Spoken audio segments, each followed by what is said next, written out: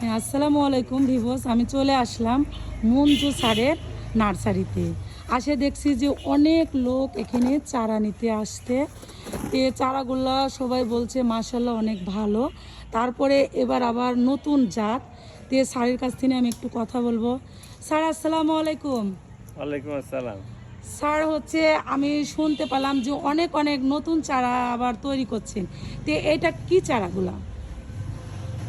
অনেক অনেক নতুন চারা তো আমরা তৈরি করছি না, আমরা জাত তৈরি করছি। জাত, হ্যাঁ, কি চারা জাতগুলা? জাতের মধ্যে একটা তফাৎ আছে। নতুন যে আমরা জাতটা তৈরি করেছি সেটার নাম হচ্ছে ফ্রিডম 24। জি, ফ্রিডম কথাটা আসছে ওই যে 5ই অগাস্ট যে বিপ্লব হয়েছে দেশে, তাদের স্মরণে এই জাতটার নাম করা হয়েছে। এই জাতটা তৈরি করতে 10 বছর লেগেছে জি, এবং এই জাতের সাথে ফেস্টিভ্যাল আর জাপানিজ একটা জাতের ক্রস করে এই জাতটা তৈরি হয়েছে। সেইটার চারা টিস্যু কালচারের মাধ্যমে তৈরি করা হচ্ছে। জি। আমাদের কাছে অনেক জাতের স্ট্রবেরি আছে, কিন্তু বাণিজ্যিকভাবে চাষের জন্য 3 ধরনের চারা আছে। একটা হচ্ছে 24 মানে F24 অথবা ফ্রিডম 24, আর একটা হচ্ছে ফেস্টিভ্যাল, আর একটা হচ্ছে যে এইবারই এটা শুরু হয়েছে। এই যে আমার পাশে জেমস আছে, ও এনে দিয়েছে, সেটা হচ্ছে যে উইন্টার ডন। উইন্টার ডনেরও চারা কিছু করা হয়েছে। এর মধ্যে আমাদের যে সমস্ত গবেষণালব্ধ রেজাল্ট, তাতে F24 একটা হচ্ছে যে সুপার জাতের স্ট্রবেরি। এখানে আমাদের মাঠও আছে, আবার আমাদের এখানে স্পেশাল এই বলে মাটি ছাড়া এই চারাগুলো তৈরি করা হয় সেই ঘর আছে এবং আমাদের চিকিৎসা ল্যাব আছে। তো স্যার আপনারা এখান থেকে চারা নিলে যে কোনো পরামর্শ পাওয়া যাবে তো না? অবশ্যই পাওয়া যায়। আর পরামর্শটাই মেন, যেহেতু কৃষকেরা, আর এটা তো লাখ লাখ টাকা খরচ।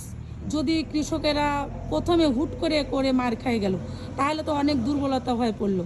কিন্তু আপনারা এখানে আসে দেখে পরামর্শ যদি নিয়ে যদি করে, তাহলে অবশ্যই সাকসেসফুল হতে পারবি। হতে পারবে।